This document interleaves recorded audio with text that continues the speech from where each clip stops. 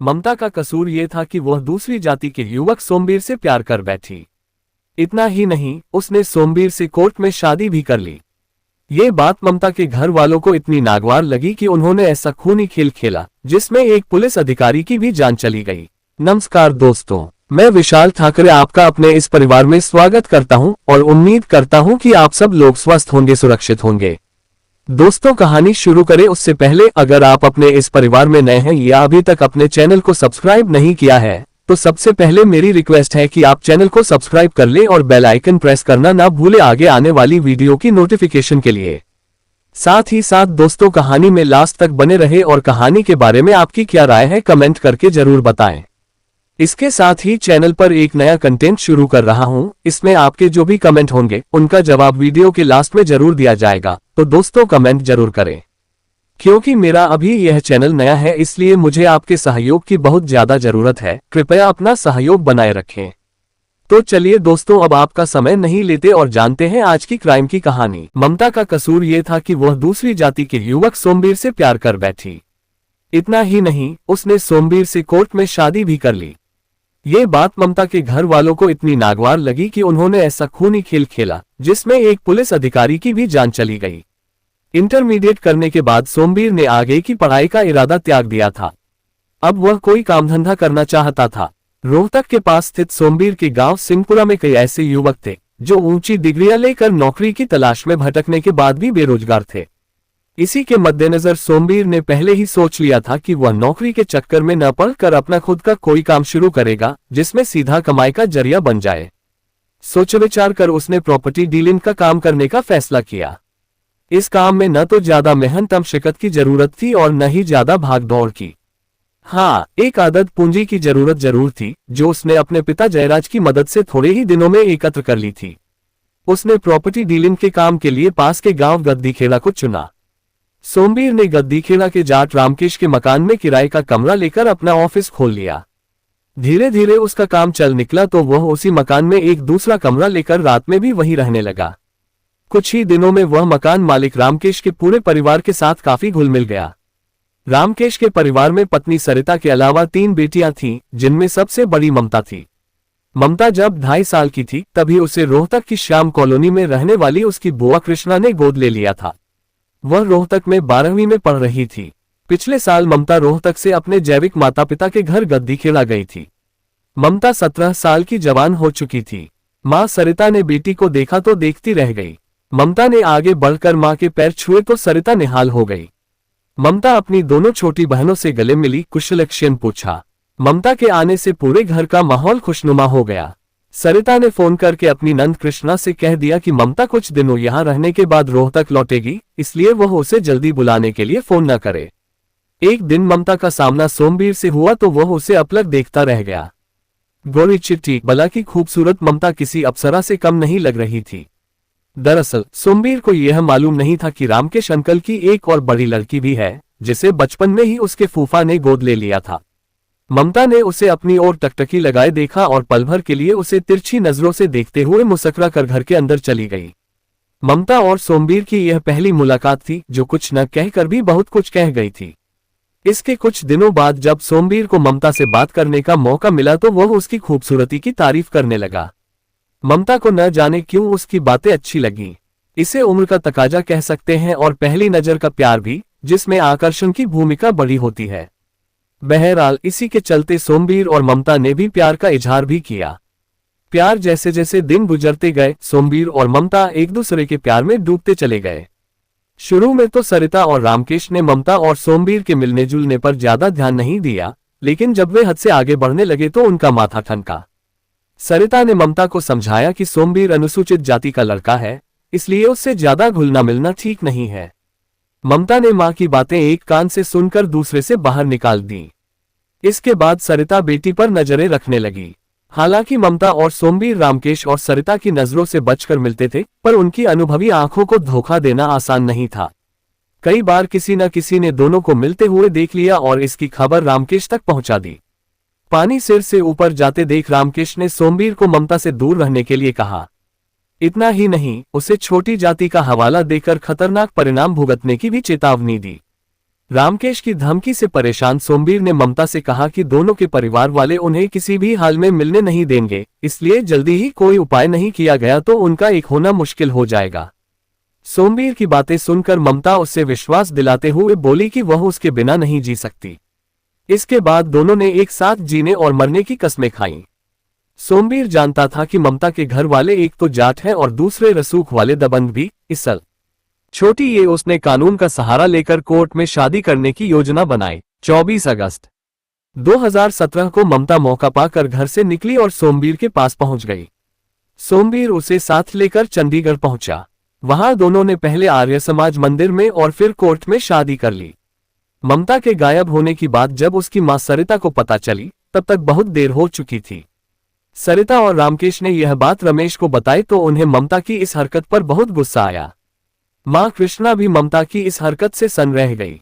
वे लोग रामकेश के घर आ गए। सोमवीर के खिलाफ लिखाई रिपोर्ट सब ने विचार विमर्श करके रोहतक के थाना आर्यनगर में ममता के नाबालिग होने और सोमवीर व उसके पिता जयराज के खिलाफ अपनी बेटी को बहला फुसला कर भगा ले जाने का मुकदमा दर्ज करवा दिया। गांवों और ग्रामीण समाज में ऐसी बातें देर किसी न किसी तरह पहुंच ही जाती हैं। जिसने भी इस बारे में सुना वह इस बात को और भी बढ़ा चढ़ाकर बखान करने लगा। जितने मुंह उतनी ही बातें होने लगी। मामला केवल प्रेम विवाह का नहीं था, बल्कि इस बात का था कि जाट बिरादरी की एक लड़की ने अपने से छोटी जाति के लड़के के साथ शादी रचा ली है। रामकेश और रमेश के परिवार की बिरादरी में थू-थू होने लगी। इस सब से गुस्साए रमेश ने ममता की हत्या करने का फैसला कर लिया। रमेश के इस फैसले से ममता को जन्म देने वाली मां सरिता और पिता रामकेश भी सहमत थे। सबसे पहले उन्होंने कोर्ट में ममता का स्कूल सर्टिफिकेट देकर बताया कि ममता अभी नाबालिग है, 17 साल की, इसलिए कोर्ट उसकी शादी को रद्द घोषित करे। जब कोर्ट ने इस मामले की छानबीन की तो पता चला ममता की उम्र सचमुच 17 साल ही है। हकीकत जानने के बाद कोर्ट ने सोमवीर और ममता को कोर्ट में पेश होने का सम्मन जारी कर दिया। ये बात जनवरी 2018 की है। जब दोनों कोर्ट में पेश हुए तो पता चला कि सोमवीर ने फर्जी तरीके से ममता की उम्र 18 साल बताकर उससे शादी की थी। कोर्ट को धोखे में रखने के जुर्म में सोमवीर और उसके पिता को जेल और ममता को बालिग होने तक नारी निकेतन भेज दिया गया। ममता के बालिग होने में अभी 17 महीने बाकी थे। ममता के बालिग हो जाने के बाद 8 अगस्त 2018 को रोहतक कोर्ट में पेश किया जाना था। उधर करनाल स्थित नारी निकेतन में रह रही ममता की खुशी देखते ही बन रही थी। लोगों ने ममता को इतना खुश पहले कभी नहीं देखा था। वो सबसे कह रही थी, आज मैं अपने घर चली जाऊंगी।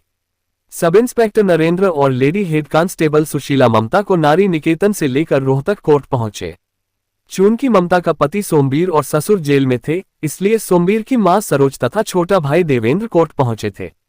सरोज और देवेंद्र काफी डरे हुए थे, जिसकी वजह ममता के पिता की ओर से समय समय पर दी गई जान से मार देने की धमकियां थी। यहां तक कि ममता ने ये कहकर कई बार अपने दत्तक पिता रमेश से माफ कर देने की गुहार भी लगाई थी कि वह अपनी इस नई जिंदगी से काफी खुश है। लेकिन ममता द्वारा अपने से छोटी जाति के युवक से शादी कर लेने से बुरी तरह आहत रमेश का एक ही रटारटाया जवाब था, ममता को मरना होगा, क्योंकि उसने सोमवीर से शादी करके हमें समाज और बिरादरी के आगे हमेशा के लिए नीचे झुका दिया है। ममता को जन्म देने वाली मां सरिता और पिता रामकेश भी उसकी जान बख्शने को तैयार नहीं थे। रमेश तथा रामकेश भी कोर्ट में मौजूद थे। 2:30 बजे कोर्ट में अपना बयान दर्ज कराने के बाद ममता अपनी सास सरोज, देवर देवेंद्र के साथ लघु सचिवालय के गेट नंबर -2 से बाहर निकल रही थी। साथ में सब इंस्पेक्टर नरेंद्र और लेडी हेड कांस्टेबल सुशीला भी थे। पांचों लोगों ने सड़क के पार पहुंचकर एक दुकान पर जूस पिया। वहां से निकलकर वे ऑटो पकड़ने के लिए आगे बढ़ ही रहे थे कि तभी पीछे से आए 2 मोटरसाइकिल सवारों ने ममता को 3 गोलियां मारी।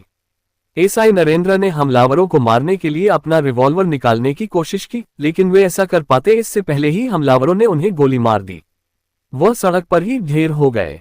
हेड कांस्टेबल सुशीला ने सरोज को बदमाशों की गोलियों से बचाने के लिए नीचे गिरा दिया था। देवेंद्र सड़क से पत्थर उठाने के लिए नीचे झुका तो गोलियां उसके सिर के ऊपर से गुजर गईं। हमलावर उन पर और भी गोलियां चलाना चाहते थे, लेकिन गोलियां खत्म होने के कारण वे ऐसा नहीं कर पाए। योजना बनाकर किया हमला। हमलावरों के भाग जाने के बाद हेड कांस्टेबल सुशीला जैसे तैसे घायल ममता और सब इंस्पेक्टर नरेंद्र को उठाकर पीजीआई रोहतक ले गई, लेकिन दोनों को बचाया नहीं जा सका। घटना के बाद पूरे क्षेत्र में हड़कंप मच गया। हमलावरों को पकड़ने के लिए रोहतक में सड़कों पर बैरिकेड्स लगाकर तलाशी अभियान चला, लेकिन वे भागने में कामयाब रहे। 8 अगस्त को लेडी हेड कांस्टेबल सुनीता के बयान पर ममता और सब इंस्पेक्टर नरेंद्र की संदिग्ध हत्यारों के विरुद्ध भादंवी की धारा 333, 353, 196, 307, 302, 34 और 120 बी के तहत दर्ज करके तफ्तीश शुरू की गई। इस केस की जांच आर्यनगर की थाना प्रभारी सुनीता को सौंपी गई। रोहतक के एसपी जशनदीप सिंह ने डीएसपी रमेश कुमार को निर्देश दिया कि इस केस से संबंधित सभी आरोपियों को जल्द से जल्द गिरफ्तार करें। थाना प्रभारी सुनीता ने हमलावरों की तलाश में ममता के पिता रामकेश के गांव गद्दीखेड़ा में दबिश दी। वहां वारदात में इस्तेमाल की गई मोटरसाइकिल तो मिल गई, पर वहां से कातिल फरार हो चुके थे।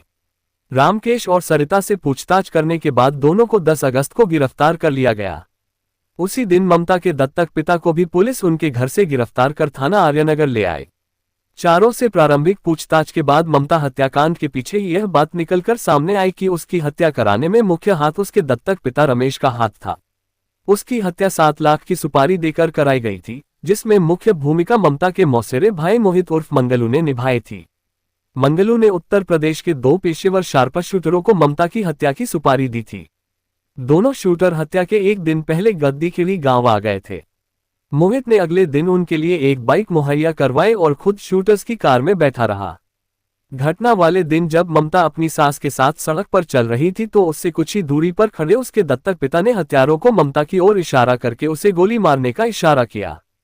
उसका इशारा पाते ही मोटरसाइकिल सवार हत्यारों ने पहले तो ममता पर गोली चलाई, लेकिन जैसे ही उन्होंने सब इंस्पेक्टर नरेंद्र को रिवॉल्वर निकालते देखा तो उन्हें भी गोली मार दी। इसके बाद सभी गद्दीखेड़ा गांव पहुंचे। वहां खाना खाने के बाद वे अपनी कार से फरार हो गए। पुलिस की जांच में ये तथ्य सामने आया कि ममता के मौसेरे भाई मोहित का मोबाइल फोन गद्दीखेड़ा गांव पहुंचने तक ऑन था। वहां पहुंचते ही उसका मोबाइल ऑफ हो गया था। घटना वाले दिन उसकी आखिरी लोकेशन गद्दीखेड़ा गांव में ही थी। उधर पोस्टमार्टम के बाद पुलिस की निगरानी में ममता की लाश का अंतिम संस्कार कर दिया गया।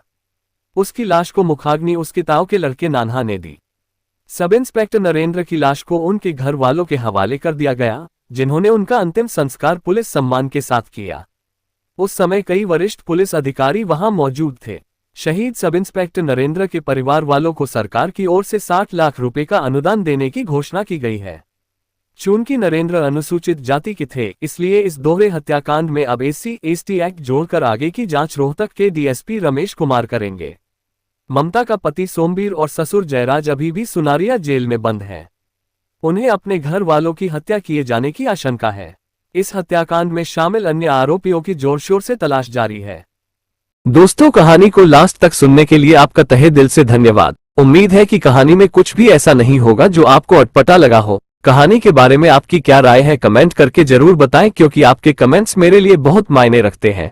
तो चलिए दोस्तों, मिलते हैं फिर कल एक नई क्राइम की सच्ची कहानी के साथ। तब तक के लिए अपना ख्याल रखें। जय हिंद दोस्तों, जय भारत।